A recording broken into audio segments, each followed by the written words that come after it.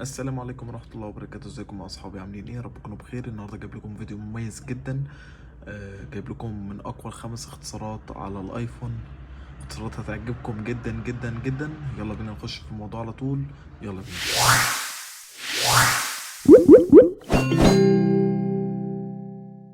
واول اختصار معانا وهو اختصار مميز جدا وهو شارجنج تايم. الاختصار ده رايق جدا. ليه بقى؟ لان هو بيحل محل ميزة اللي هي فاكرين الميزة بتاعت الذكاء الاصطناعي اللي هي بتجيب لك الوقت المتبقي للشحن الموبايل ناقص له قد ايه ويبقى 100% مثلا. بتاع نص ساعة، ربع ساعة كده. اهي الميزة دي بقى بتوفر لك نفس الميزة اللي المفروض تنزل في اي او اس 18.4 اللي هو الاصدار اللي داخل علينا. لو دوسنا عليها كده انا التليفون على 89%، بيقول ان انت ناقص لك تلت ساعة بالظبط عشان يقدر يوصل ل100% لو انت موصله بالشاحن دلوقتي. يعني قدامي تلت ساعة ويكون التليفون طلع ل100%. طيب الاختصار التاني معانا وهو اختصار رايق جدا جدا برضو وهو بار سويتش.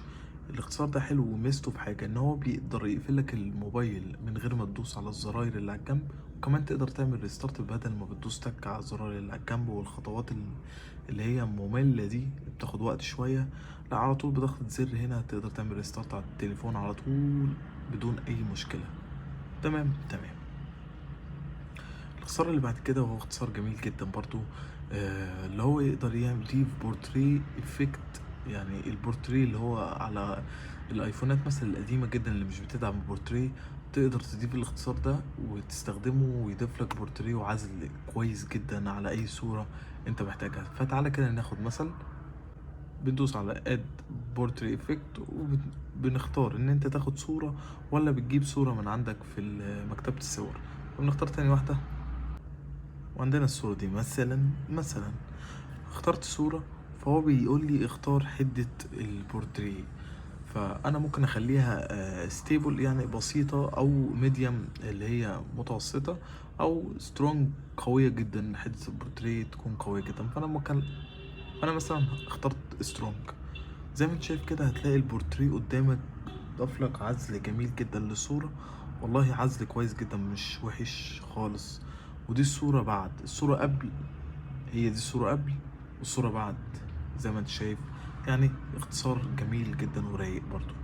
الاختصار اللي بعد كده هو اختصار جميل جدا وهو بيجيب لك اي تكست على السكرين شوت. يعني زي ما انت شايف قدامك كده في كلام، زي ما انت شايف قدامك بالانجليزي وبالعربي وحاجات كتيرة جدا. اقدر ادوس على الاختصار ده ياخد لي سكرين شوت ويحفظ لي اي كلمة مكتوبة في الصفحة دي، حتى الساعة اي نص مكتوب تلاقيه حطولي في فايل. سيبناه في الفايل. نخش على الفايل ونشوف معلومات السكرين. زي ما انت شايف قدامك كده جاب لي الساعة واي حاجة كانت موجودة في الشاشة هو حولها لي نص. اي نص مكتوب في الشاشة هو حوله لي على طول زي ما انت شايف لفايل زي كده تقدر تتصفحه. يعني اختصار فعال هيفيد بعض الناس. كويس جدا برضو، قلت اوريهولكوا اختصار كويس.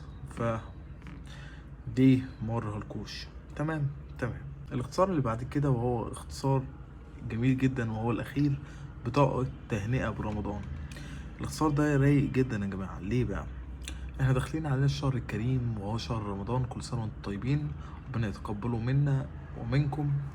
البطاقة دي بقى ان انت لو دوست على كده مثلا ممكن تكتب اسم اي حد انت مثلا عايز تهنئه برمضان. الشهر الكريم نكتب مثلا احمد بوست دون، وهيقول لي عايز صورة واحدة ولا كذا صورة تنقي ما بينهم. فانا هقول له عرض جميع الصور. هو بيقول لي جاري تجهيز الصور. زي ما انتم شايفين قدامكم كده، يعني حاجة جميلة جدا. زي ما انتم شايفين قدامكم كده، يعني حاجة جميلة جدا.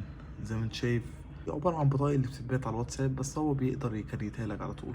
يعني حاجة جميلة، وكتب لك اسم أحمد اللي انت كتبته تحت هنا. يعني حاجة جميلة، حاجة سيمبل كده لطيفة وكواليتي حلو، يعني جودة حلوة بتاعت الصورة. فليه لأ يعني.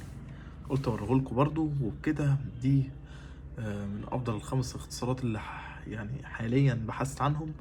قلت أشارك الاختصارات دي ليكوا. يا رب يكون الاختصارات دي عجبتكم، ومتنساش تعمل لايك وتشترك في القناة وتفعل زر الجرس.